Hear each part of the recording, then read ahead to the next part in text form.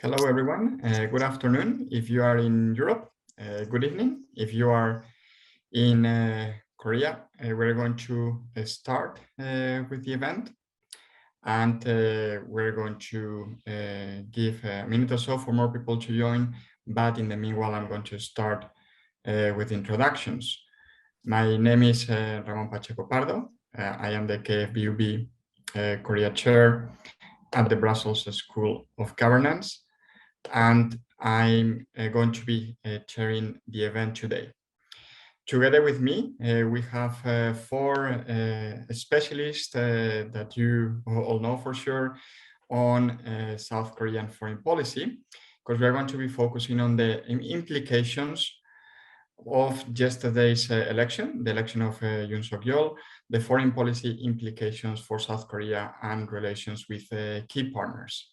So I'm going to start by introducing the four speakers, and then we'll move straight to their initial answers to my questions. We will have a discussion, and then we'll open the floor to a Q&A.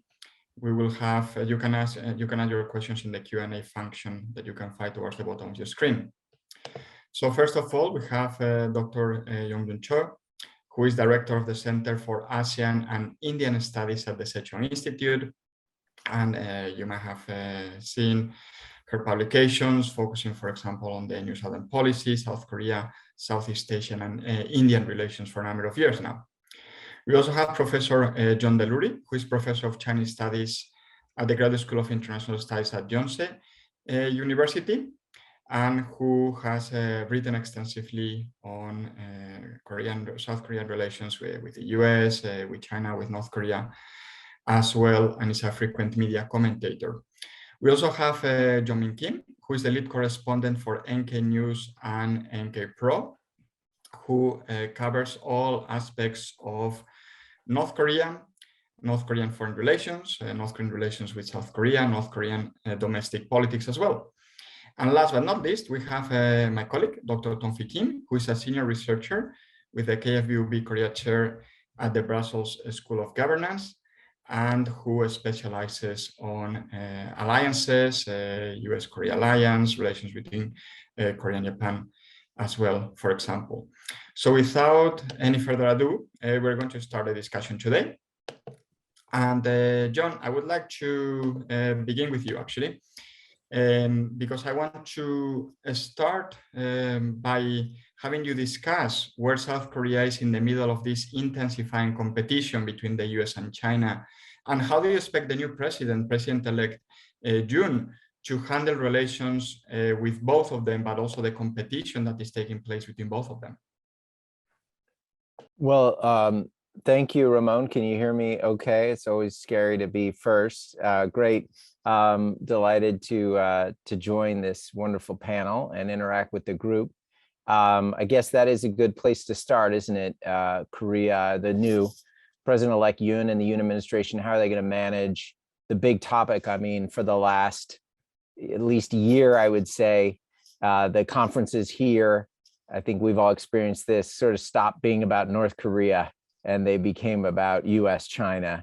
And that's obviously getting even more complicated with the Russian war in Ukraine, which we can discuss, but it was already really the central topic. So, I mean, my thoughts on this, Ramon, is that it is pretty hard for me to tell. I don't know President-elect Yoon, and we're all familiar with some of the advisors. They're well-known figures, but I would use my brief minutes to raise questions about how much we can really anticipate what he'll do, because on the one hand, you know, he's obviously representing the Conservative Party, and he ran on a pretty, I would say, conventional conservative platform, pretty much across the board on foreign policy issues. It was kind of the coherent, typical South Korean conservative approach. And as far as my piece of that with US China, what that translates into is, you know, rah rah USA, poo poo PRC, to put it really crudely, kind of pro US, and if not anti China, then cold. At the same time, you know, throughout the campaign, it was a little bit more complicated. It was a mixed bag, and there were signals some of them pretty strong. Like one that stuck out for me was when candidate Yoon met with the PRC ambassador to South Korea, and talked about wanting to upgrade relations with China. And even I think today, others can clarify, but I think the first speech today was talking about mutual respect, kind of a new relationship, but emphasizing cooperation with China based on mutual respect. And nor did I hear, again, others can correct, I didn't hear concrete promises or commitments on the real sensitive issues in terms of how Korea is going to deal with China and US-China relations. So things like THAAD. Are we really going to see more THAAD batteries? It was dangled out there, but I didn't hear a concrete commitment. Is the Yoon administration going to confront China on Taiwan, Xinjiang, Hong Kong? It's sort of implied, but not with concrete promises. Quad is even more vague if that will happen or not, and trilateral security cooperation with Japan. So if we consider those some of, maybe that can help frame our discussion. There are some others, but those are on my short list of where it really gets hard to hedge. It's in a way, it's easy as a conservative to campaign pro-alliance. The liberals didn't do enough. The liberals are kind of too close to China. But how is the Yoon administration going to, in concrete terms, translate that into real steps? So you'll have to cut me off, Ramon. I've taught for 6 hours today. I'm speaking in 50-minute sentences. But again, if we look at the legacies, right, the conservative presidents have left, and if we do go back just quickly to the Lee Myung-bak and I would say especially Park Geun-hye era, and think about that and remember kind of the ups and downs pre-impeachment, again, it's a very mixed legacy in terms of what is a conventional conservative approach. Superficially, it's pro-US and anti-China, but that was certainly not, that does not tell the story of the Park Geun-hye years. In fact, normalization, sense normalization between the ROK and PRC done by a conservative South Korean since that moment in 92, probably the closest the two countries have been is September 2015 when Park Geun-hye goes to Beijing, stands next to Vladimir Putin and Xi Jinping for an anti-Japan rally in the midst of an effort to really upgrade the relationship and in economic terms set a goal of 300 billion trade volume, by the end of that year. So that was really the peak in a way of how close South Korea could position itself and move toward China. And we do need to remember that happened under a conservative leadership. That is part of the conservative, sort of legacy. So, I guess I hopefully will have time to weigh back in later, but I don't want to abuse the time limit anymore. But as you can sort of hear, I'm probably a little skeptical at this stage at the outset. I'm not going to prejudge. We have to see what happens. But I'm a little skeptical that the Yoon administration will translate the rhetoric of pro-alliance and a kind of distancing, certainly was criticizing the Moon administration for being sort of too close to China, too soft to China. At this stage, I'm skeptical that we're really going to see that translated into the sorts of things that are on my list for real dramatic steps that South Korea certainly could take. So to me, it's kind of an open question, where this is going to go. So let me leave it at that, Ramon, and I look forward to hearing others. Thanks, thanks a lot, John. I mean, and also for bringing us back to the previous conservative presidents, right? That we shouldn't forget that only 5 years ago, we're finishing almost 10 years of conservative presidencies. Jeongmin, I want to move to you. Of course, I introduced you as a correspondent for NK News, NK Pro, but you are, of course, an analyst in your own right. And I wanted to focus on North Korea, which is going to be one of the priorities clearly for the new for President-elect Yoon. Can you tell us, how do you see his policy towards North Korea taking shape, but also in the context of the Biden administration's approach towards North Korea? Thank you, Ramon, for having me today first. In terms of Yoon's North Korea policy, I think the election result yesterday, which took a while until we knew the result, was especially a nail-biter for people who have particular views on how South Korea should approach North Korea denuclearization or inter-Korean cooperation, because Lee and Yoon had a very widely different approach towards North Korea. And I'm just going to start with how North Korea probably was not the priority factor into South Korean voters' choices when they were deciding who to support, aside from a few demographics. But North Korea issue was a very suitable platform for Yoon to show off where he stands on many issues. And I see his North Korea pledges, before I move into more detailed pledges, when Yoon mentioned North Korea during the election season, it was based on ICS 4 main themes.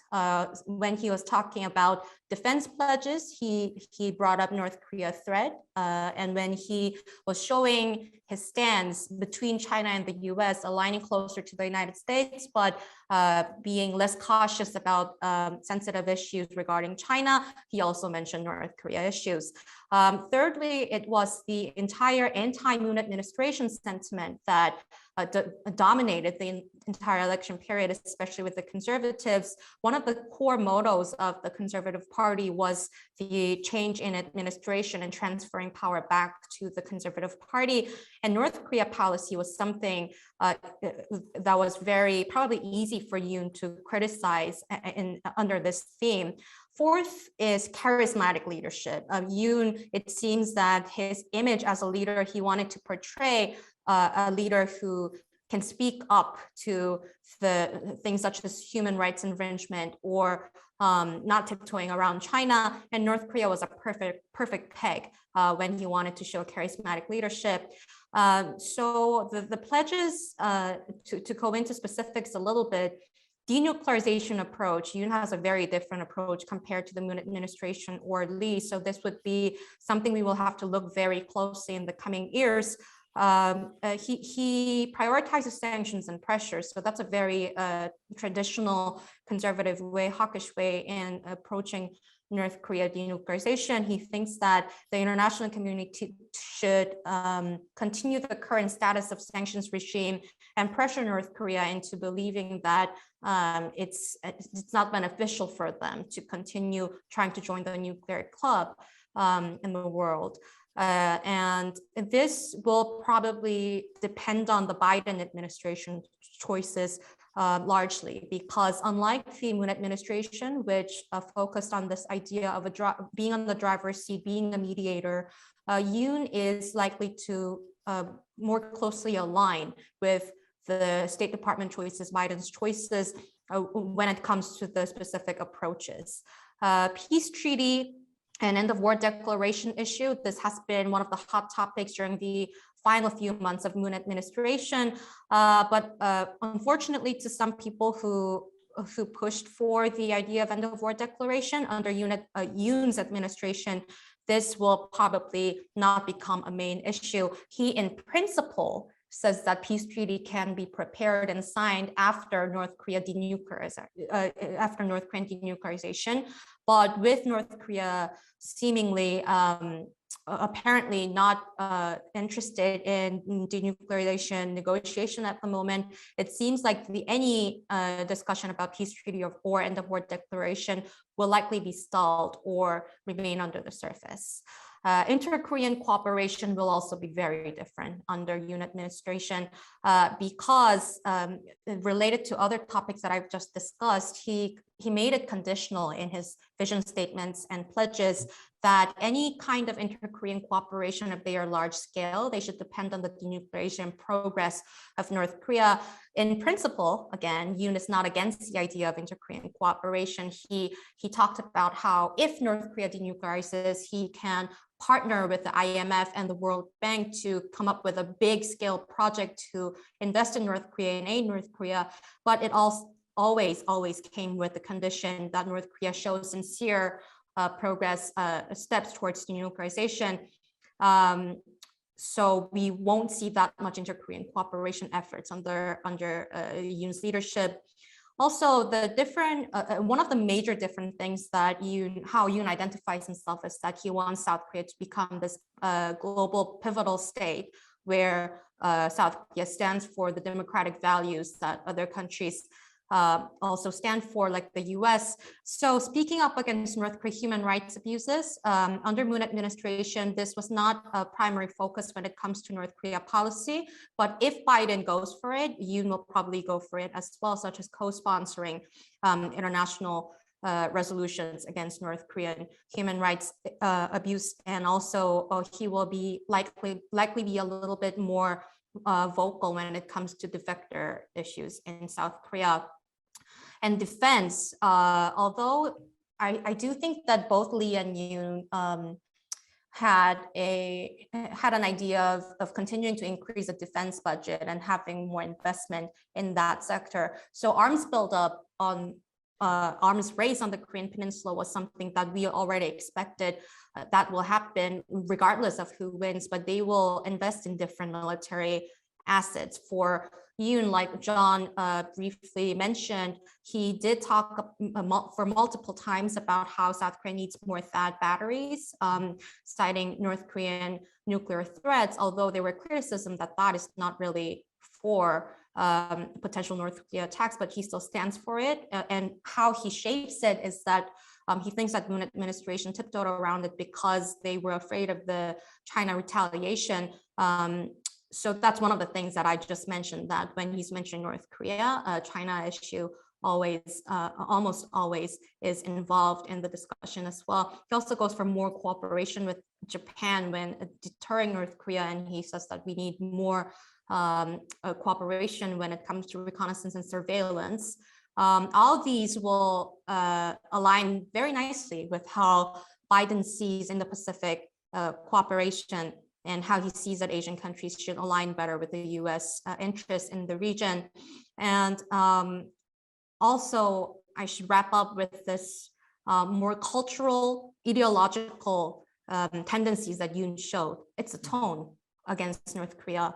The tone is very different. Aside from all these policies, which we will have to keep asking Yoon if he will follow through, his tone itself is very anti-communist, and he's not cautious when it comes to framing North Korea as a quote-unquote main enemy. So his approach towards North Korea itself is a tone is hawkish, which means that we will likely see an increased escalation of at least verbal tension between the two Koreas if North Korea considers Yoon's remarks as insulting or escalating.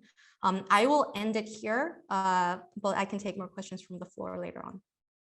Thank you very much, and thanks for bringing culture as well, which sometimes we forget about, but obviously it does matter when it comes to inter-Korean relations. And now I want to move on to Tongfi. We're going to discuss Japan with you, Tongfi, if possible, because relations obviously between Korea and Japan have seen better days. They're not in a good spot right now.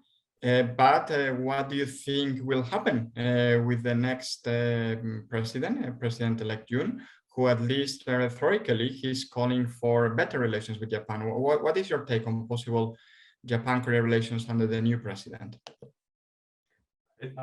First of all, can you hear me well? Yes. Yeah, my Zoom just crashed before the webinar, so I was a bit anxious. Okay, so about the South Korea-Japan relations, since late 2018 or so, the bilateral relations has been said to be at its lowest point after its normalization in 1965. And according to polls taken between August and September last year, only 8.1% of Japanese respondents answered that the relations between South Korea and Japan are good. And that number is actually a minuscule 1.3% for South Korean respondents. So no one thinks that the relations are actually okay at the moment. Both President-elect Yoon Suk-yeol and his foreign policy advisor Kim Song-han have been emphasizing the importance of improving South Korea's relationships with Japan. they have explicitly acknowledged the importance of US, Korea, Japan trilateral security cooperation against North Korea. And they also have been arguing that Korea-Japan relations are important for economic security and supply chain security, and this time implicitly against Chinese economic coercion.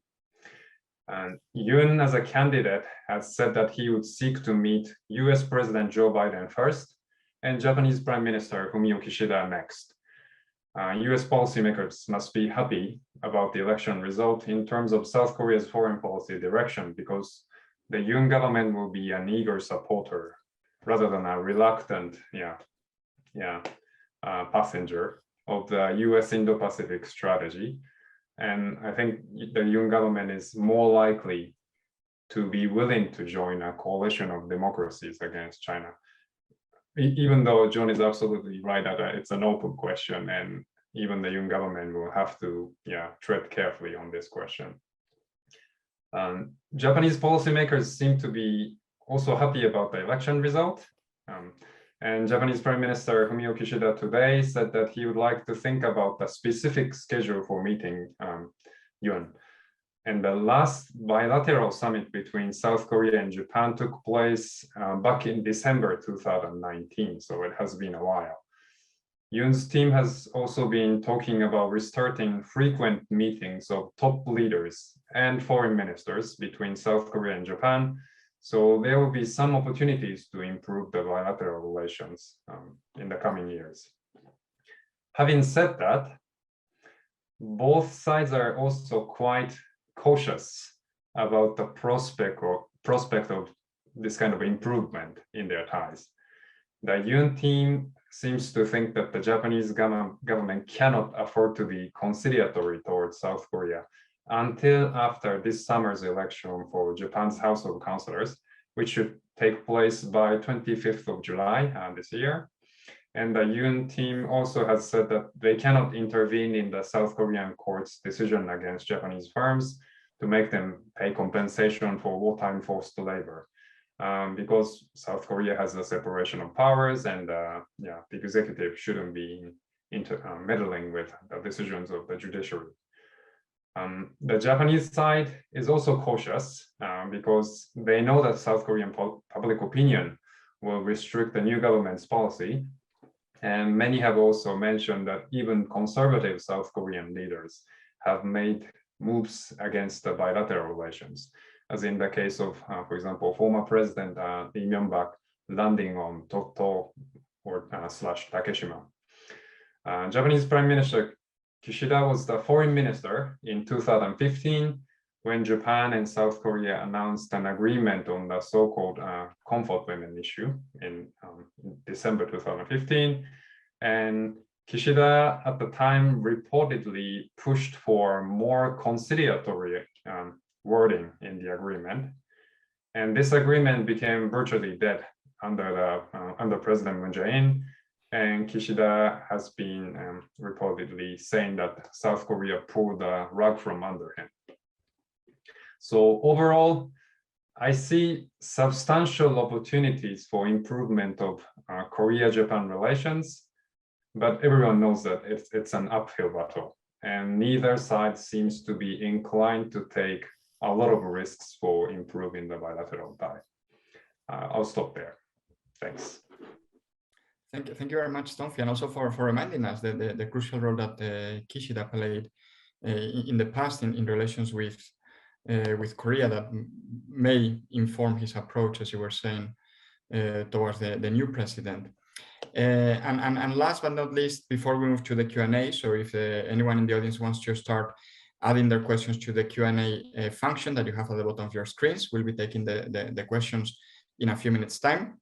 But we have Yoon Suk-yeol, who is going to be discussing what he thinks may be the approach of the new president towards Southeast Asia, because we have seen in recent years stronger relations between South Korea and Southeast Asia.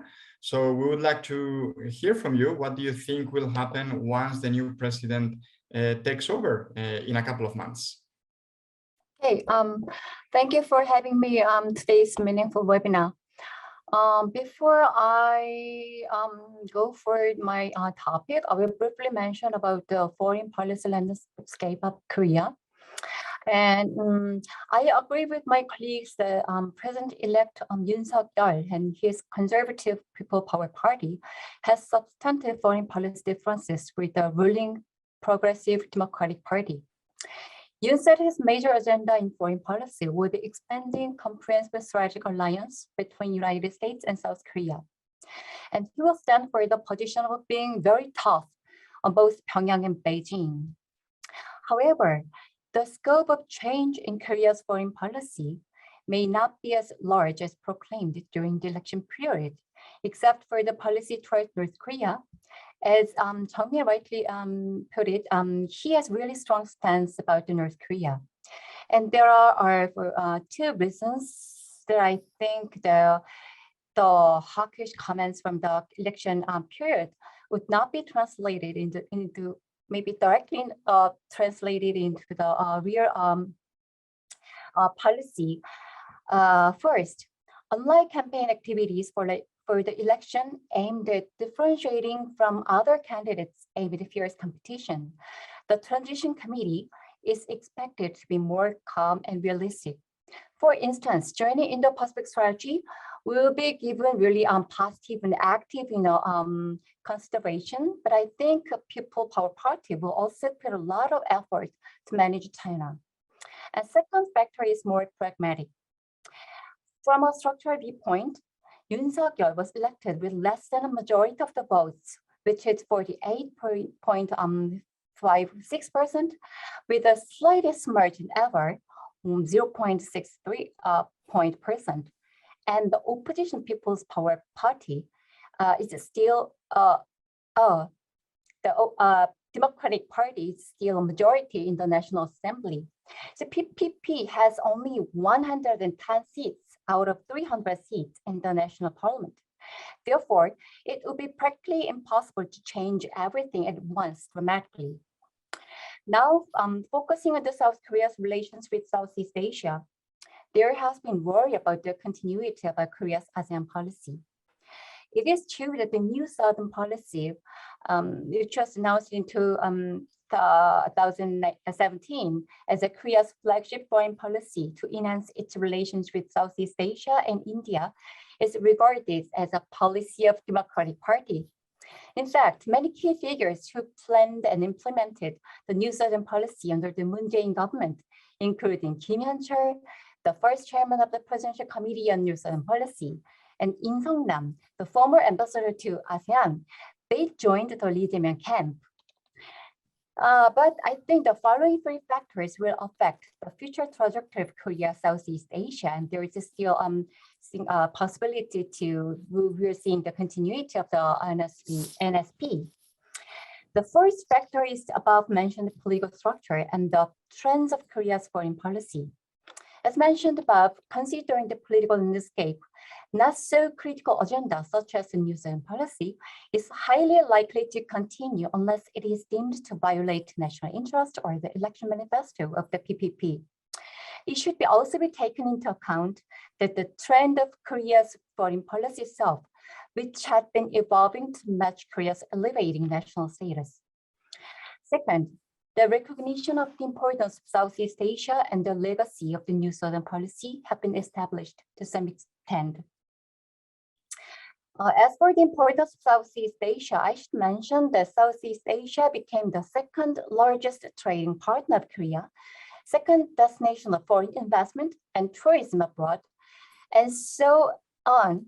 After the announcement of the new Southern policy, Korea have to develop its relations with Southeast Asia further, although the policy itself may change its name. And also, the new Southern policy brought about some institutional innovation. The ASEAN Affairs Unit in the Ministry of Foreign Affairs was set up as an independent bureau with three divisions, totally engaged in dealing with ASEAN affairs. And the Embassy of ASEAN in Jakarta has more personnel and various cooperative funds for Korea-ASEAN partnership And these kind of personnel and the fund had been increased or has been newly launched with a wide range of cooperative projects. These promises at the governmental level will be fulfilled. And third is diplomatic conditions, which is more complex. Southeast Asia can provide a mechanism for regional cooperation as a country, as an entity that Korea's like-minded countries such as the US, EU, and other European countries have placed at the center in the implementation of their respective Indo-Pacific strategies. The US is still keeping its official rhetoric on ASEAN centrality. The Biden administration cast its March 2022 summit with ASEAN leaders as a tangible demonstration of US commitment to the organization. However, the problem is that as the US begins its full-fledged action, excluding China under its Indo-Pacific strategy, it prioritizes and focuses on cooperation with some selected countries instead of all 10 ASEAN member states or ASEAN itself in promoting its core agenda. As such, ASEAN's strategic importance may be damaged. Already, there is a growing skepticism about ASEAN's internal centrality over the Myanmar and Ukraine crisis. The power of China and Russia to pull ASEAN from the other side is also expected to grow stronger. This increasingly unfavorable diplomatic scene may become a factor hindering a more advanced strategic partnership in Korea-Southeast Asia relations. Therefore, I expect some degree of continuity in the ASEAN policy under the People Power Party, but it could be more dependent on ASEAN's status in the US's Indo-Pacific strategy than Korea's own foreign policy itself, considering the fortified Korea-US alliance. And I'm afraid this would also apply to relations of other partner countries of Korea, which defines the diplomatic relations through the lens of the US-Korea relations. I will stop here. Thank you. Thanks to you. And questions have started to come, questions from the audience. We have a first one from Asgir Barloop, who is at Leuven University, and he's asking about international climate policy, whether the new administration is going to change South Korea's position in international climate policy negotiations, and also what may this mean for domestic climate action in South Korea. At the very least, I think we can touch on the foreign policy dimension of climate policy. We don't have a specialist on climate policy in the panel, but does anyone want to tackle this question?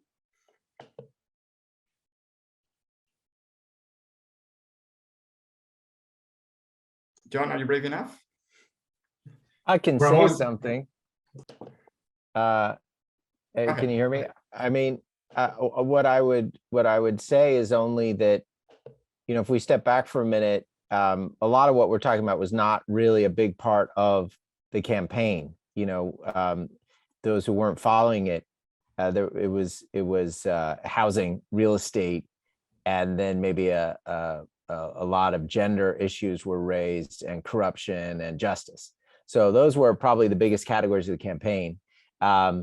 Others can correct me. I did not hear a lot on climate actually from either camp too much as a central sort of plank.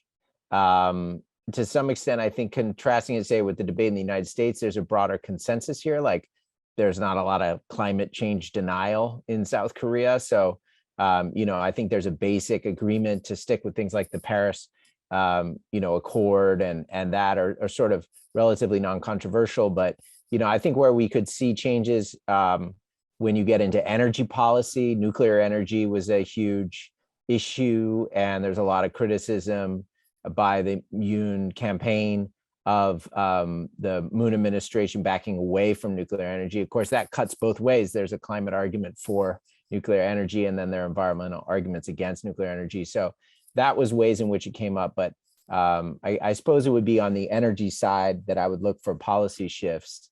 As far as just general, you know, being on board, I would say staying in the pack globally is what I would expect. But I wouldn't expect, a Yoon administration to really seize the climate issue and want to be out in front. Lee Myung-bak actually that was a big push of the Lee Myung-bak administration, less so with Park Geun-hye. So that's about the best I can do with that question. It's not in my lane.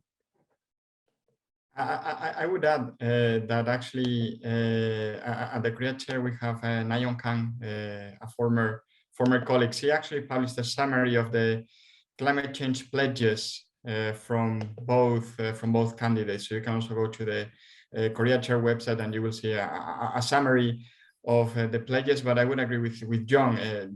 There was much discussion, and you can see this actually in the publication that we have, where it actually mentions some of the pledges that were made, but it also mentions that it remains to be seen what the policy is going to be. Let's move to the second question that we have here from Vincent Emeth, who's a professor at King's College in London. And he talks about something that was mentioned by a couple of you, that there was only a 1% difference between the candidates' votes, which shows that the country is deeply divided. And he's asking whether this will affect President Yoon's foreign policy, specifically whether this will have a moderating effect on his policies, or he will just want to follow his election program. Jeongmin, I know yesterday you were following closely. Actually, I think you were in the headquarters of one of the parties even, right? So it would be good if you can maybe tackle this question. What was your sense also from having followed the campaign, of course, very closely? Right. Yesterday, I was staying up. I was at the National Assembly Situation Room, where I saw that the Democratic Party at first was very, very happy looking at the exit poll results, but then the tone very quickly changed. About the under 1% margin, I think that was the reason why Yoon's acceptance speech today and a lot of messaging that he did today focused on mending the social division in South Korea. When we see the result of the exit poll as well as the regional differences with their support, we can see that my take on this is that because it's under 1% margin, the thing that this small margin will most influence would be the domestic policies. They will have to talk about social consensus when it comes to sensitive issues like housing, unemployment, gender issues. But I do not think that foreign policy will be the sector that will be hit hard by this under 1% margin. First of all, because the foreign policy issue was not one of the main reasons why the voters were supporting a specific candidate. And second of all, it seems that Yoon Suk-yeol's camp, their core value when they are framing foreign policy is that they're under the rule of international order. So they whether or not, and also the Moon administration, some people say that Moon administration was relatively anti-United States. I don't think that's a fair judgment, because a Moon administration had this immensely successful, I believe, summit with Biden. And Yoon is actually saying that he will follow through on the commitments that were made between Moon and Biden. So for foreign policy, which for South Koreans, the most important one is US policy, I don't think there would be a big difference just because of the gap. Thank you. And more questions keep pouring in. John, the next one is specifically to you, and then we have a couple of other questions for some of the other panelists. This question is from Simon Mully, who is with the Swiss embassy to Korea. And he's asking whether you think that Moon's private sector first platform could stand in conflict with his anti-China stance, and especially he refers to the pledge related to the deployment of THAAD. Yeah, well, thank you for that question. And that really does go to the heart of the point that I was trying to make, or question mark I was putting there at the beginning, which is that, you know, in South Korea, as in sort of most, say, European countries, the split between liberal and conservative does pretty much align in terms of business interests and economic growth and opportunity on the conservative side, and being, you know, sort of watching out for your corporations, as opposed to on the liberal side. And especially in this election where it was a more progressive candidate, I would say the platform of Lee Jae-myung was a bit to the left of Moon. And so it was very much about economic equality, you know, UBI, and much more about broad social welfare as opposed to business and corporate and growth and opportunity. So you had that split very clearly articulated. Now, again, as we were just discussing, there was kind of a split in the electorate to some extent on that, which people want. Country is a bit divided, but insofar as Yoon was elected with that base and just broad constituency, that is going to, I agree with the premise of the question, you know, it's a quarter of exports and a fifth of imports, a huge amount, and the growth has continued post-THAAD in terms of the South Korea-China relationship. And actually, in my reading in the Moon administration, they did want to decrease that, certainly proportionally. They were serious about the new Southern policy, and it was a strategic initiative to lessen the dependence on China and diversify South Korea's growth away from that. And even though the new Southern policy, broadly speaking, I think succeeded in certain business and economic terms, still the China growth just kept going. So it really couldn't decrease the percentage. And Yoon's walking into that. It's one thing to campaign. It's one thing, we all keep talking about the Pew polls about how South Koreans don't like China.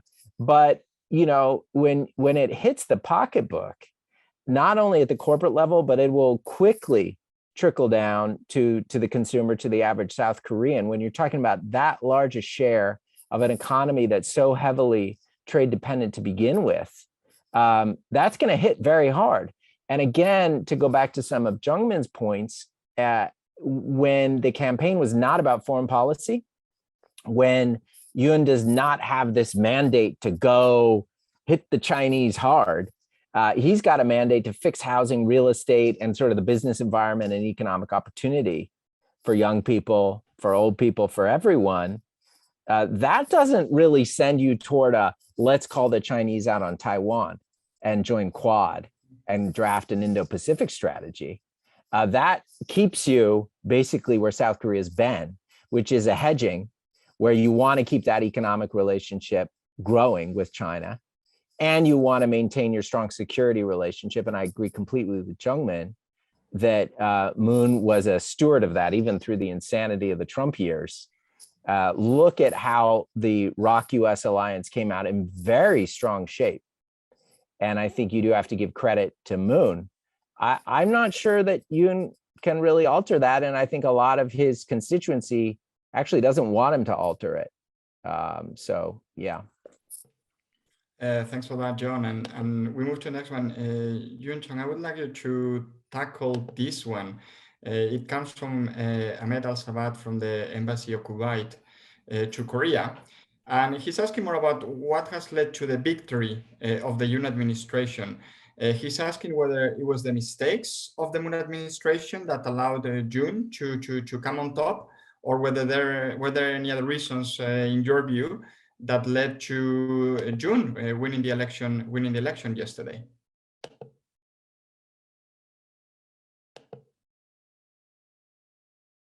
We cannot hear you.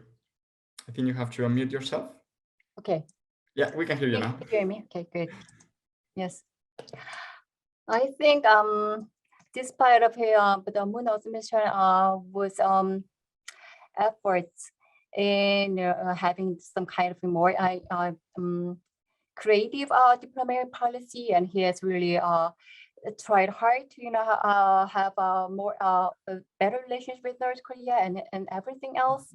The important thing is that the feelings that we have especially amongst the young people, who's taking more than 34% of the total voters, is feeling that they are deprived of the opportunity to have a house, their own job, and their opportunity to have more career development.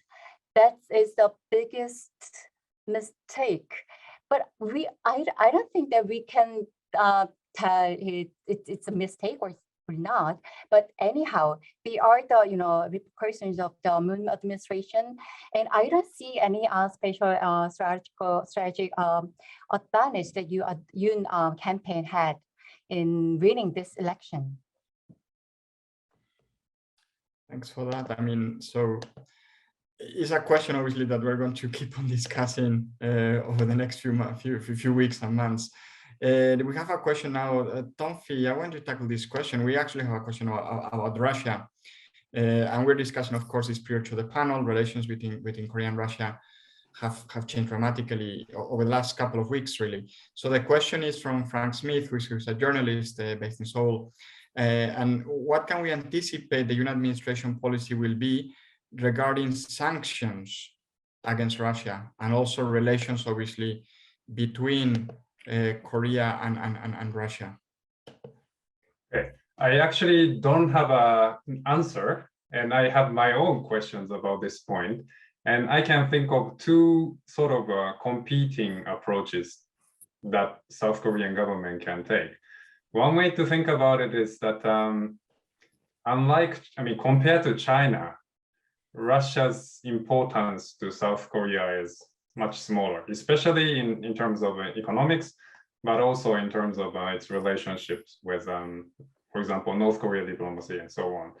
So one way to think about it, especially now that Putin invaded again Ukraine, I think South Korea can, I don't want to sound too cynical, but South Korea has a great opportunity to really score points or get a lot of credits for showing solidarity with the United States and European allies and getting tough against Russia, and then hope that that somehow will make it easier for them later vis-a-vis China. That's one way to think about it. But on the other hand, it's also possible that once you take that kind of tough stance toward an authoritarian regime and you really embed yourself in the coalition of democracies, it might actually be quite difficult to get out of that kind of sort of a rhetorical entrapment and so on. So that could also be risky. My own personal recommendation would be to take the first approach and really show solidarity. And I think it actually applies to Japan as well. I think initially both Japan and South Korea seemed rather reluctant and didn't take this seriously enough. And then after European countries really changed their rhetoric and the European security discourse really changed so radically, and Americans also showed support, and then only then they started to realize that it's going to be a problem if they don't show support now. And so they should be feeling this pressure. I mean, they should have figured it out themselves, and I'm pretty sure that Americans and Europeans are pushing for it. For example, the US ambassador to Japan had a meeting of all the NATO member countries' ambassadors to Tokyo, and sort of you really rather crude way to force Japan to show commitment to the Western cause. And I think South Korea should be also facing a similar pressure. And my personal recommendation would be to really show solidarity as much as possible against Russia, because it is really, I mean, we should pay attention to what Russia did, right? And then worry about what that means for its China policy later on. Yeah, so I don't really have an answer, but that's it. Yeah, thanks. I think John wanted to add to this. Thanks, Tongfi. John, go ahead. Yeah, I'd love to tack onto that because Tongfi makes a lot of great points. And I mean, I agree for similar and other reasons, even morally, but morally in a very practical way for the sake of the world. Korea needs to, I think it's doing okay, but to be more proactive in terms of joining and leading international efforts. And Japan's been ahead of Korea, to its credit on that. But I want to kind of tack on another point to this, which is something I'm thinking about a lot, curious if others have thoughts, which is, there's apart from just the question of to what extent does South Korea sanction Russia and even potentially decouple, at least for a period of time, economically, there's a whole other geopolitical reconfiguration potentially unfolding before us. This is something that I'm watching very closely, and all sort of China people are watching very closely, because there was a really extraordinary statement of Sino-Russian brotherhood that came just weeks before the invasion of Ukraine. I think everyone's aware of this. And apart from the question of what Putin told Xi, in a sense, it doesn't matter, because thus far, Beijing, even into this level, Beijing has very clearly stood by and essentially is supporting the Russian position, not backing away from that statement whatsoever, and those ties to Russia. And so when we, from a Korea perspective, others aren't paying attention to this because it's small fry, but from a Korea perspective, DPRK was one of the 5 countries that voted with Russia at the UN General Assembly. China, India, and a bunch of others abstained. And the Russians are going to remember, and the North Koreans are going to remind them, hey, when it was dark, we were with you. If my suggestion here, and obviously there's so many unknowns, and a lot of this depends on how bad it gets and how long it goes. But of course, this will affect, what President-elect Yoon walks into when he's president. If this just gets worse and worse, and it's already horrific, and if China stands by Russia, basically, and we see sort of reconfigurations of energy and economics and geopolitics, what's Kim Jong-un going to do? I mean, at this point, the logical play, especially after a conservative with a hawkish, not really interested in North Korea, explicitly deprioritizing it in his foreign affairs article, is coming in. And the Biden administration has not shown proactive interest in really getting in there with the North Koreans. If you're Kim Jong-un, your kind of obvious play is, at least for a while, you tack very close to China and Russia.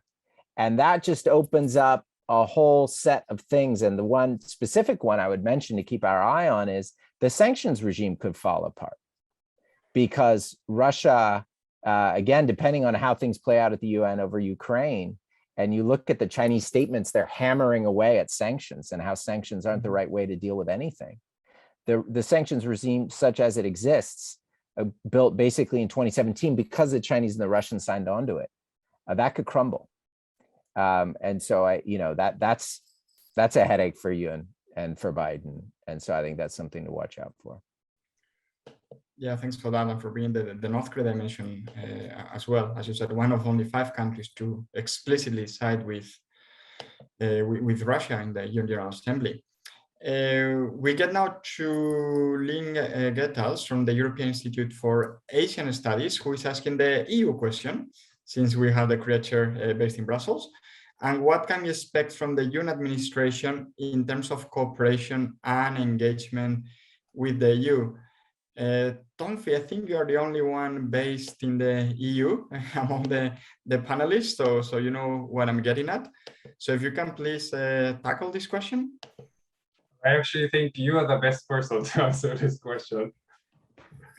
So if I may, what do you think?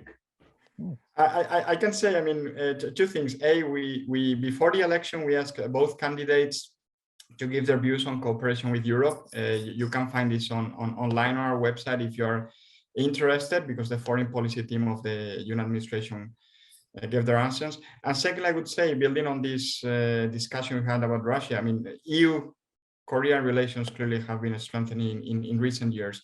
And I think that Korean cooperation in dealing with Russia's invasion of Ukraine, whatever the reasons, is clearly taking the relationship to another level. The perception of Korea as a partner you can count on, especially with so few Asian countries really working together with Europe and the US, right? We're talking about Korea, Japan, Singapore, and Taiwan, really. But I won't say more because I'm here to moderate. Yoon Chung, actually, I have a question about the potential Indo-Pacific strategy of the new administration. So this is from Semi Kim, who is based at Russia and also at King's College, and she says that South Korea does not have a clear Indo-Pacific strategy yet, but the Yoon administration has indicated that it wants to play a greater role at the global level, as some of the speakers have said. So are you expecting an Indo-Pacific strategy blueprint coming out from the new administration? First, they are not prepared of any specific foreign strategy. As John mentioned before, the first concern of the Yoon campaign, Yoon camp, was to win this election. So as I talked about some campaign participants from my friends who participated in the Yoon campaign, they say that the Yoon campaign did not prepare any specific foreign policy yet. But the one thing clear about the Indo-Pacific strategy is that their strategy will be strongly aligned with that of US's Indo-Pacific strategy, and they are also planning to join the Quad or Quad Plus if the United States give us clear signal to Korea to join this initiative. And also, the Korean government now is considering to join to Indo-Pacific Economic Framework, which will be launched early this year. So we'll see the clear picture of Indo-Pacific strategy later, but it's going to be a very similar to the US's Indo-Pacific strategy. Thanks for that. We're reaching the end of the session today, but there is one question about trilateralism that, Tongfi, you may want to tackle. It is about trilateralism that the Biden administration is pushing between Korea, the US, and Japan, but also the tensions that this may bring with domestic politics in Korea. There is criticism towards trilateral cooperation. This comes from Emo Ture, who is a journalist with the Paris Globalist. Do you want to tackle this question on potential trilateralism between Korea, Japan, and the United States? Mm-hmm. I think the Yoon camp clearly really values and appreciates the strategic importance of Japan. And Japan can really make things really difficult for South Korea if it chooses to, in terms of what it can do when there is a contingency on the Korean Peninsula. And I thought that maybe South Koreans just take it for granted that as long as the Americans are supporting them, Japanese cannot really do much to make it difficult, because US forces in Japan, they are so important in defense of Korea. But I'm wondering, with the deterioration of South Korean public opinion toward China and what happened in Ukraine and so on, and South Korean public cannot be just,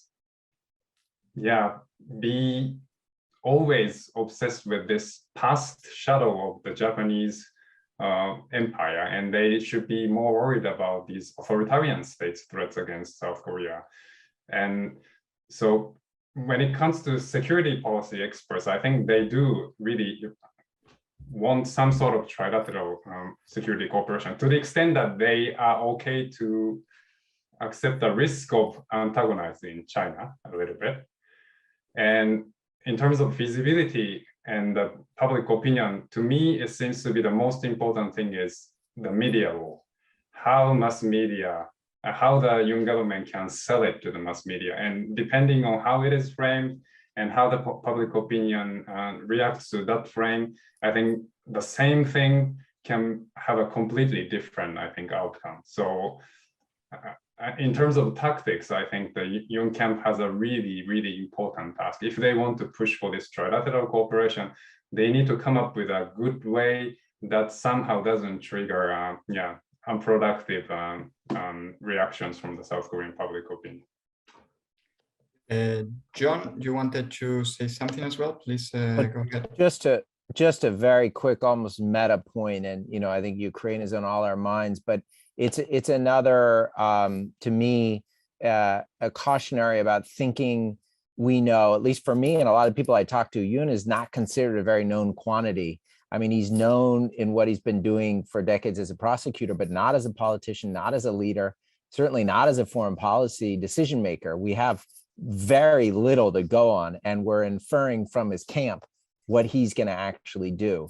And now it's obviously an extreme dramatic case, but if you look at President Zelensky and the way in which someone who was, you know, if you paid any attention at all, not someone taken very seriously, and is now just, you know, transformed in the stress of that and crisis of that. And of course, it can cut in the other direction as well. So I think that's something we all need to bear in mind, is that, you know, we know the platform, and we know what conservatives generally want to do, and we've got the statements, but we should remind ourselves, at least I feel like there are a lot of big question marks about where this could go. And there are actually very different directions in which things could move. And of course, it is still the imperial presidency. I mean, South Korea is not a place where the National Assembly drives the agenda, as has been pointed out, in particular in foreign policy. So a lot of this is undetermined because we don't know what a President Yoon is really gonna be like in action.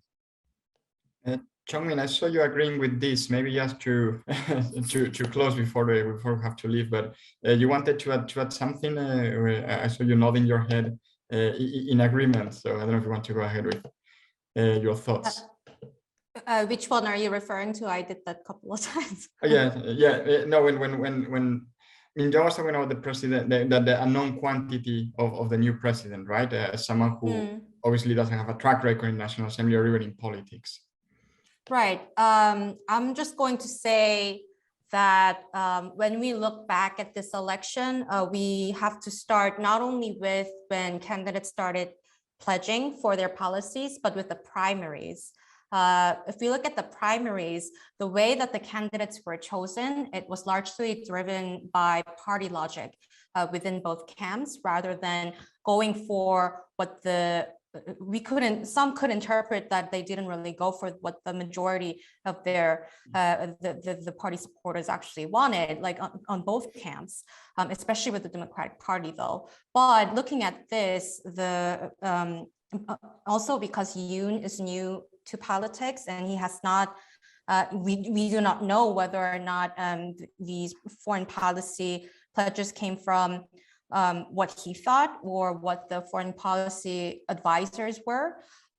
We also have to consider that this from this moment for the next few weeks, like Yoon Jung pointed out, it will be a very important period that we will have to watch closely who will actually become the advisor who will be taking care of foreign policy. The people who drive the campaign and who draft the foreign policy pledges for the election, and the people who actually become the ministers and who actually drive the foreign policy are sometimes different in South Korea. So I'm just going to echo what John said, that it's a big question mark, and we will have to take a grain of salt when we are analyzing Yoon's foreign policy pledges.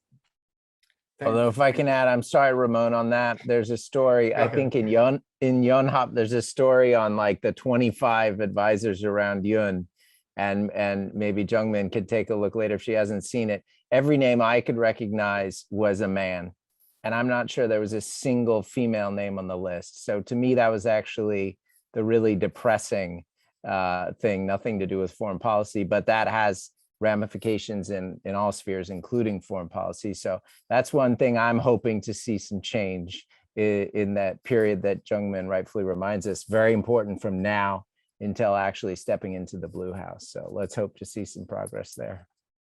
I think, Yoon Chung, I see you nodding. I knew I said we're going to finish, but I would like to get your thoughts on this, and then we'll really close the event. So if you want to go ahead, because you were nodding your head. Yeah. Also, I'm going to see the female, experts in this foreign, policy camp. One thing I'd like to add is that now Yoon Suk-yeol, he submitted an article in the Foreign Affairs, research saying that he's really dependent on the views of the Kim Sung-han, who was the former the Vice Minister for Foreign Affairs.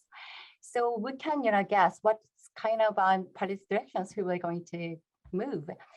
But still, yes, there is further, room to develop our ideas, and these are exciting stuff about like I say. Event is going to be pretty great, going to be a good, event to, further develop our ideas and exchange and views and everything. Thank you. Thanks to you. We're going to leave it there. I know that were a couple of questions on economic policy in the Middle East. We didn't have the time to tackle them, but it's past 11 p.m. and our 3 Korean speakers. I mean, I've been seeing you on TV, on Twitter, on newspapers over the last 24 hours, more than 24 hours. So you must be exhausted. So I'll let you go. Thank you very much to all of you for joining us. Obviously, Tongfi as well from Brussels. Beautiful background that you have there to remind us what will is in this summer. Those of us who can visit. And thanks to everyone who has been listening, to those who ask questions. And in 2 months' time, we'll start to see how this foreign policy develops. Thank you, everyone. Thank you. Thank you. Bye. Bye.